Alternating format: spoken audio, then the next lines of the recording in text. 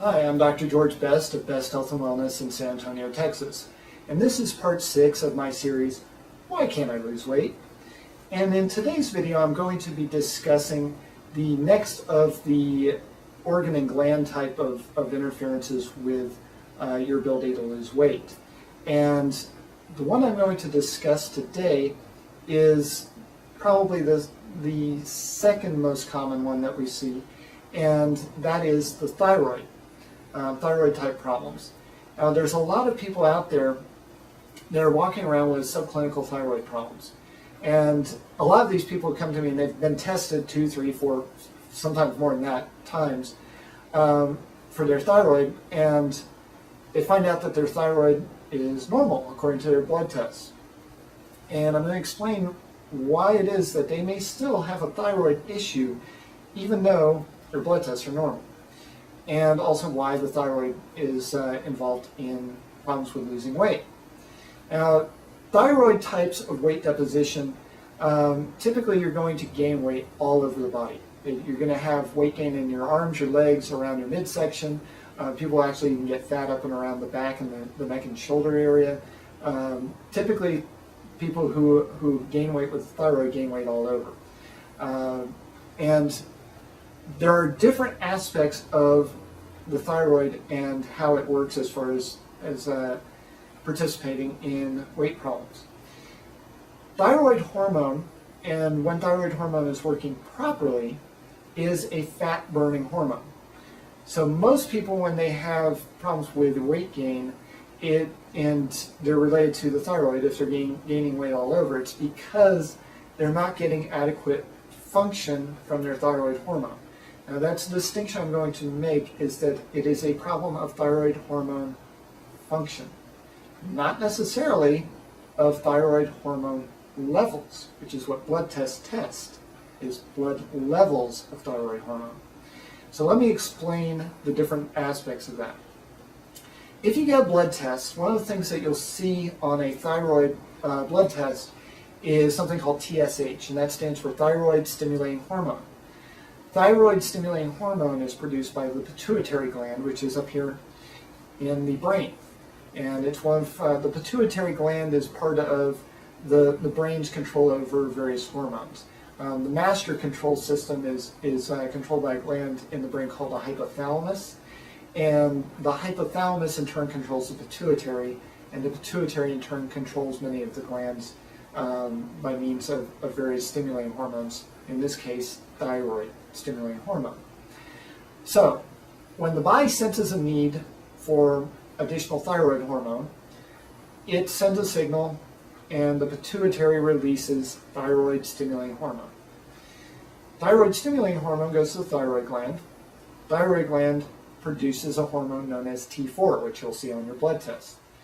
T4 is kind of the storage or inactive form of thyroid hormone. T4 circulates through blood and comes to the liver. As we talked about in an earlier video, the liver is pretty important on all of the fat-burning hormones. In the case of thyroid hormone, the liver converts T4, which is inactive, to T3, which is active thyroid hormone. The T3 hormone then circulates through the blood to all the various cells of the body.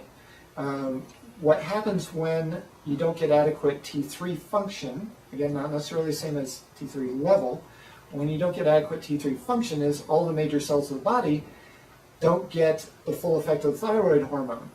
What is that effect? Well, when the thyroid hormone hits the cells, what it does is it triggers a process in the cells where they create more of these little organelles, what they call organelles, which are organs inside cells, basically. They create organelles that are called mitochondria.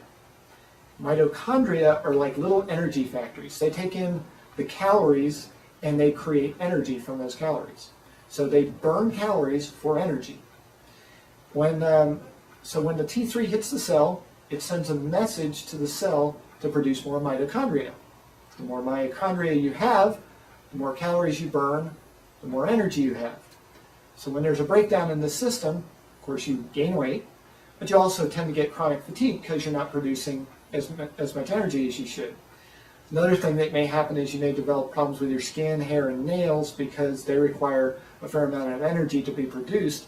So a lot of people with thyroid hormones will start to develop issues with skin, hair, and nails as well. So, what can go wrong here? Well, first of all, TSH may not reach the thyroid. There may be some kind of problem at the receptor site on the thyroid, so it may not stimulate enough T4 production. Usually that'll show up on a blood test, though, and that's usually they're going to give you Synthroid for that. There may be some other things that would work better, in my opinion, but that's what they do, and I'm going to leave that alone for right now. So, TSH, if that doesn't work, you don't produce enough T4, but usually that shows up on a blood test. T4 goes to the liver, and the liver should be converting it into T3. Now, there's a difference between a quantity of T3 and a quality of T3.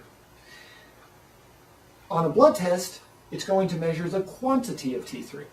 So T4 is going to the liver is converting it to T3, shows up on the blood test, and if the conversion is going at an adequate rate and you have adequate T4, you should get adequate T3 on your blood test.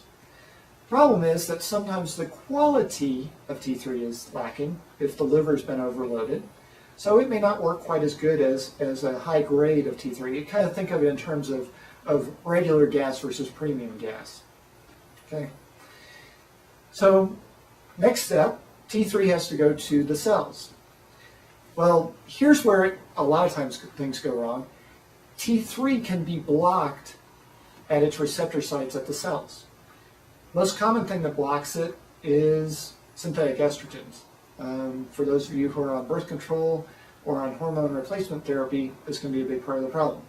I'm going to discuss that more on the next part of the series where we talk about ovarian and estrogen contribution to weight gain. But in terms of thyroid hormone specifically, estrogen, especially synthetic estrogens, can block the receptor sites so that the T3 hormone can't send its message to the cells to produce more mitochondria. And therefore you don't produce adequate mitochondria, you don't produce adequate calorie burning, and you don't produce enough energy. But there's one more step in the process. If the T3 is hitting the cells and you're getting adequate function of the T3, something can go wrong inside the cells.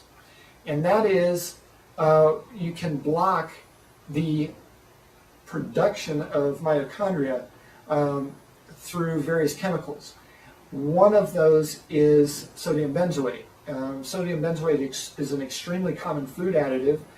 You find it in things like sodas, any type of processed snack foods, those types of things. Very, very common. It can block the production of mitochondria. So that's the other aspect of it, and sometimes you have to address that problem. If you follow the diet recommendations I usually give people, you eliminate all this processed food anyway, but a lot of people like to drink diet sodas. Check the label, you may find sodium benzoate in there. If you do, you may want to switch to something else, and that may make a big difference in your weight loss efforts. So, that covers the thyroid pretty well, and that's what I'm going to stop on today. The next video I'm going to discuss the estrogen impact on weight loss a little bit further. So stay tuned for that part, and I'm going to sign off for now. Thank you for watching.